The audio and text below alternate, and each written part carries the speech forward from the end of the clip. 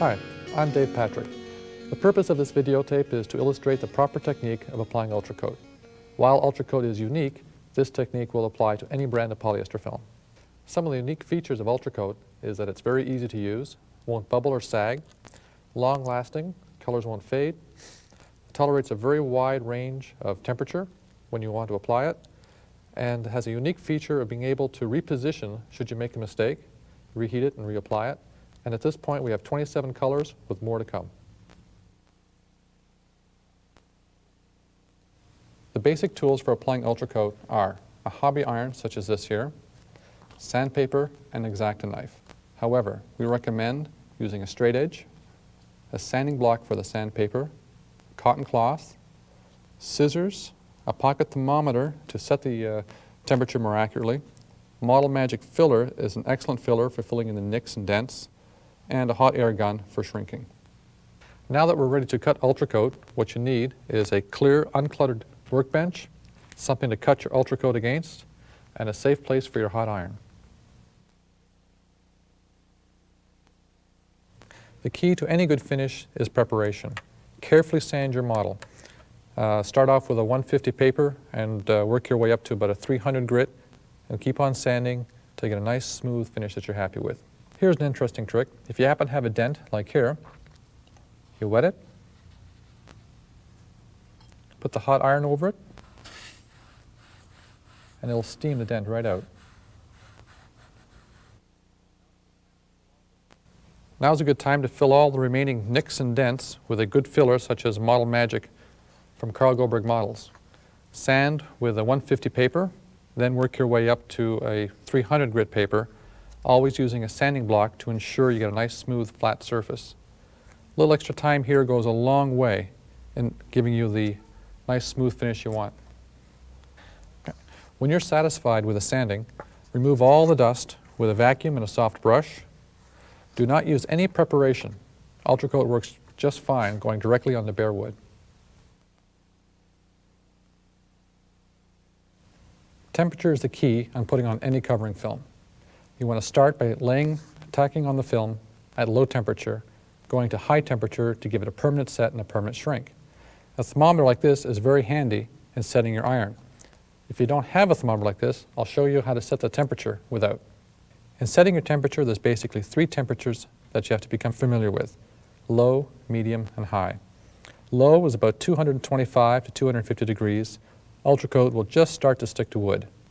High will just start to crinkle up and melt the film like this. That's about 350 degrees. Medium is precisely in the middle. Now for compound curves, you'll probably want to go higher than 350 degrees. Keep in mind, however, that Ultracote will melt at about 500 degrees.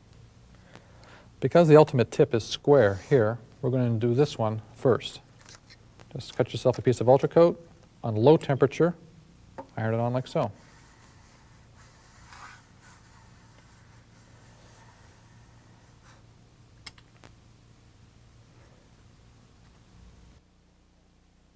Now that you have the Ultracote ironed on the tip, you want to trim off down to about 1/8 of an inch, all the way around.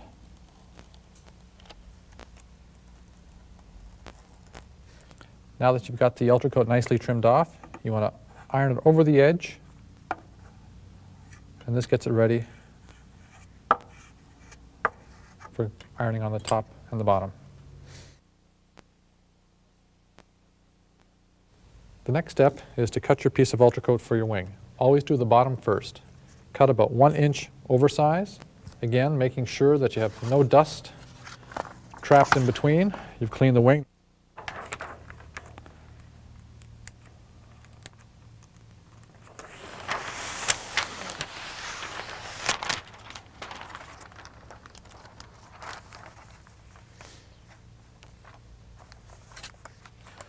Okay, now we're ready to tack on the Ultracote. Remember, you want low temperature, about 225 degrees. Also that the dull side is against the wood. Start with a fixing line down the middle here, like so.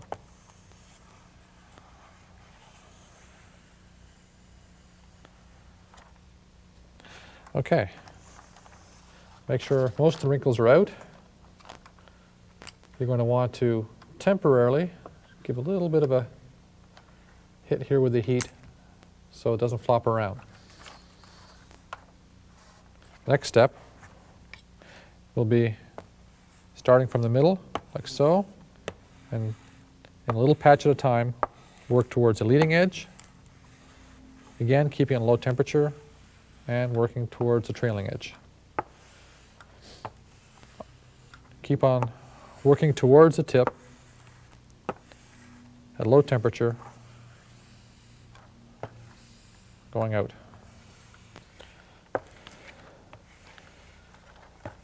Remember, the trick here is to pull away from the center of the wing, going towards the tip. You don't have to worry about getting all the wrinkles.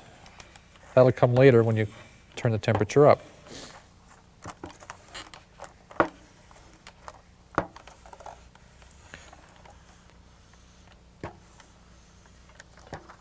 Not difficult, but just take your time.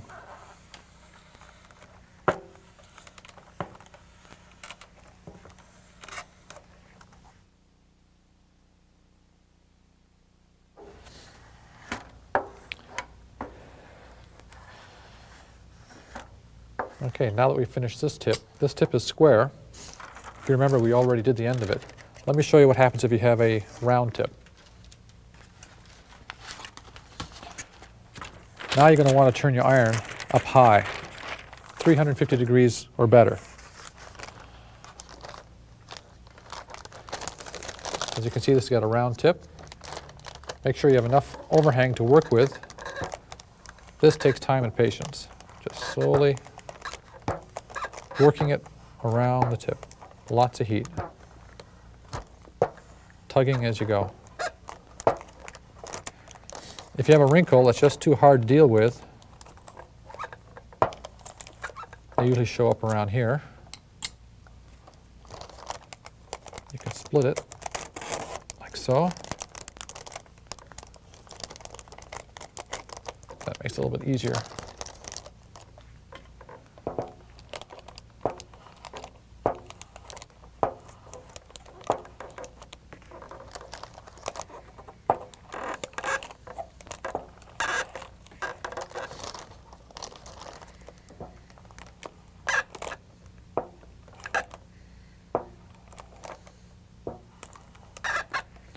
Temperature and patience will solve the round tip.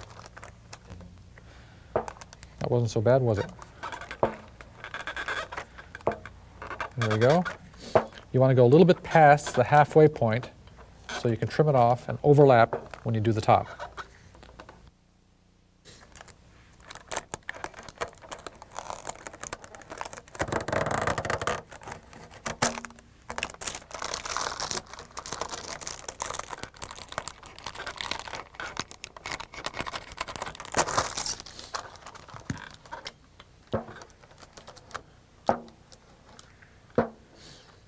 There we go, nicely finished, ready to go the other side. The next step, after you've got the film tacked on the whole wing, is to wrap it around the edges and iron it down like this.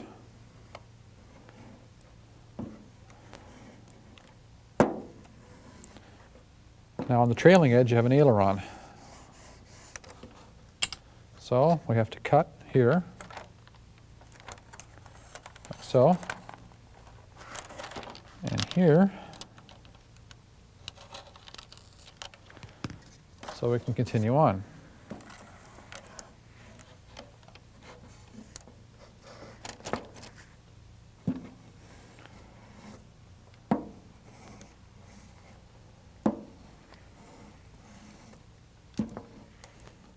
Okay, now that we have this nicely ironed on all the way around, we want to trim it flush like this. This is the trailing edge. There you go.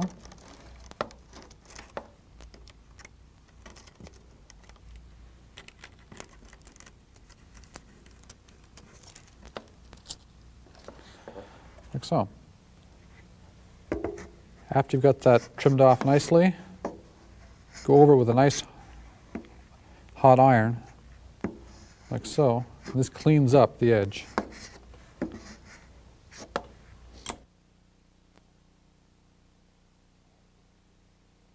All right, we're going to continue trimming off all the way around the wing. Remember, this was the bottom of the wing, which you did first. And leave about, at least 1/8 of an inch to 1/4 of an inch overlap.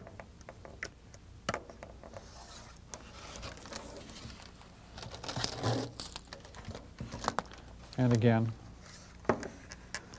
just clean up the edge with the iron. This helps hide the seam.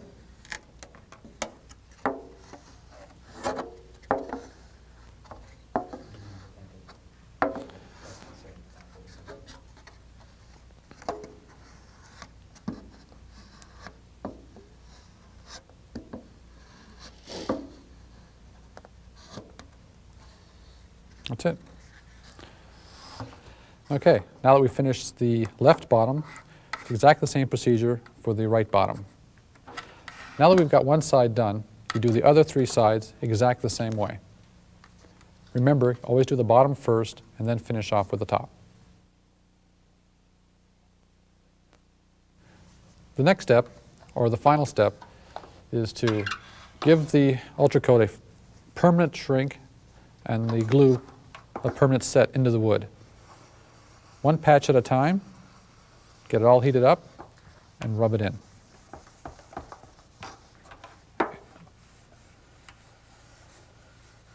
Get the Ultracote heated up, and rub it in. Work in a small area, about 3 inches square, and like the first time we put it on, you work from the center and go towards the wingtip. An even better way of shrinking the film, getting rid of wrinkles, and giving it a permanent set is with a hot air gun. You work it the same way you would with the iron. You do one patch at a time and rub the hot patch with the cloth to give it a permanent set.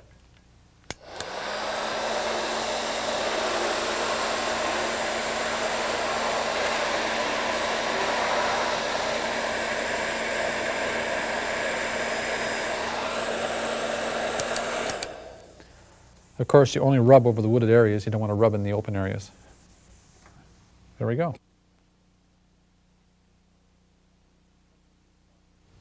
Covering a fuselage is just like the wings, a little different shape. Cut the Ultracote about 1 inch oversize.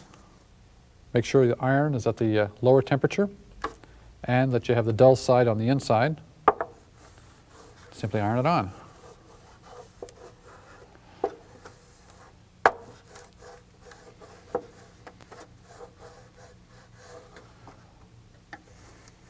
Work around the edges first, and we'll come back and shrink the centers later.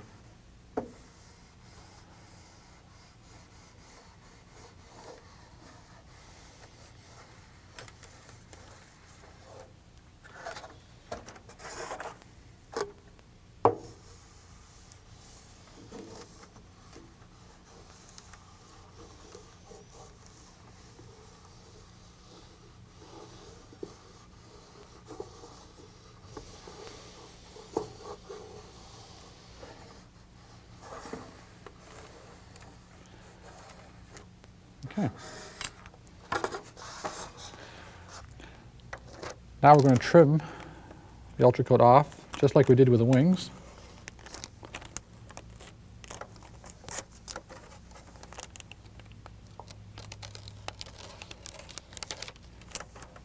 Don't forget, always do the bottom first, then the sides, then the top.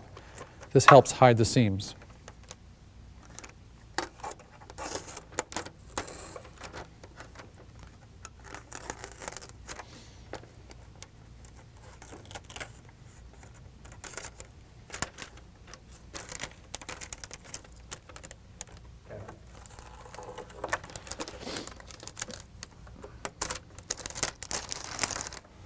Now that you got the edges trimmed off, we're going to iron over like we did on the wing. Again, this helps to seal and gives a better finish to it. Do this all the way around, just like you did on the wing as well. Do the sides, left and right, same way, giving yourself about 1/8 of an inch to 1/4 of an inch overlap. Now for a fillet. What you want to do, so you don't have to butt the Ultracote to each other, you put a little fillet in here. And this will give a nice finishing touch, and it prevents you from having to take your X-Acto knife and trim off right in the corner, which may weaken the structure.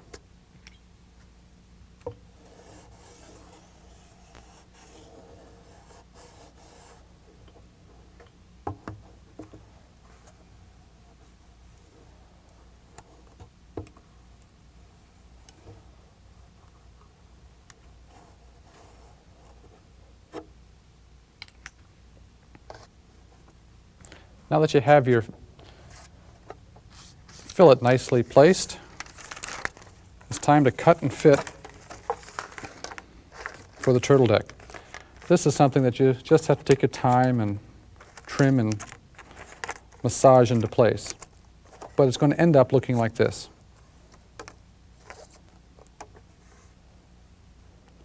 When you're satisfied with the fit, it's time to iron it on.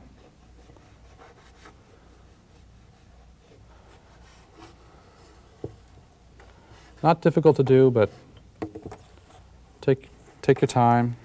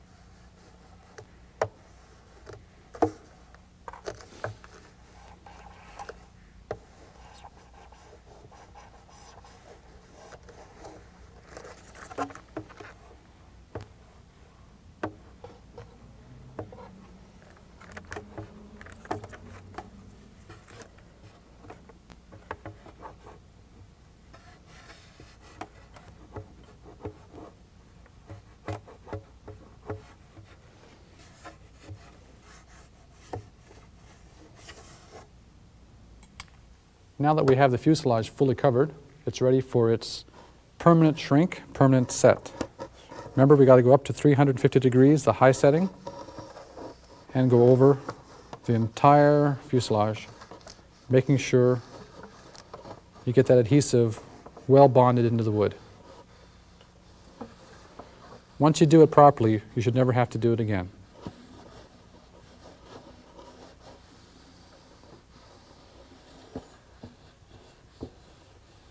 Again, if you want, you can use your hot air gun, being careful that you don't put too much heat around the edges, because sometimes it can pull away from the seam.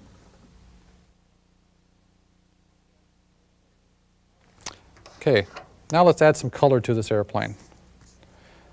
Straight edge is very helpful, and if you want to do a starburst like this, cut your piece first, lay it on. When you're satisfied with the position, I like to start off at the point, tack it down, then holding it in position. This is done at low to medium heat, not high. Work your way out carefully. Try not to trap any air.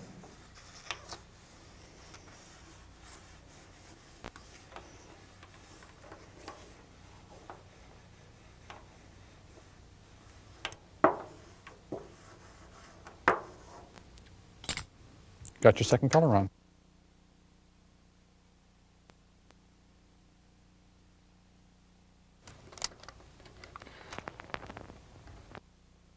There we go. And tilt it forward. Beautiful, eh? Great. Beauty, eh? We've used Ultracote for the second trim color. You don't have to use that. You can use paint. Epoxy works well, acrylic enamels, polyurethane.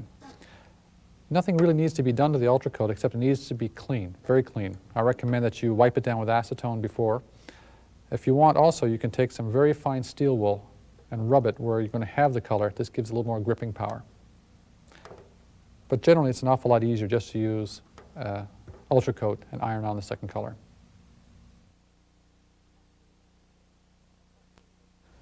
Let's talk a bit about repairs. Let's say you flew into a tree gently, put some dents in your covering. Most of those can be easily ironed out. Ultracote really responds well to this. Now, let's say that tree had a sharp edge to it, like this. The best way to repair that is cut it all out.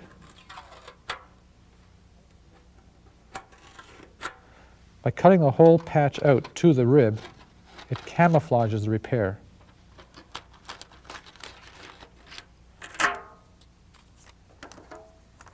Lay your patch in.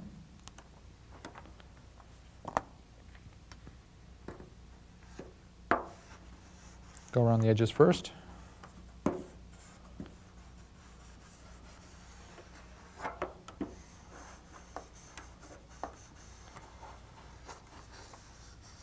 Shrink it down. For the firewall, don't forget you should overlap about 1/4 of an inch onto the firewall and then put the paint on top. This prevents any oil from seeping underneath the Ultracote. In fact, you should fuel-proof the whole area, including underneath and inside. In closing, a couple of things to note. One, if you happen to get some Ultracote adhesive on the iron, the color gets glued on, wait till the iron is cold, use some acetone on the rag, it'll rub right off. The other thing, it's really important to remember, temperature is the key to success. Low temperature for ironing on Ultracote, or any film for that matter, and high temperature to give it the permanent shrink and permanent set. Here we are, all finished. This Ultimate was done entirely in Ultracote, except a little bit of epoxy paint on the cowl and the wheel pants. A little bit of patience and a little extra time spent will go a long way in making your airplane look beautiful like this one. Not that difficult to do.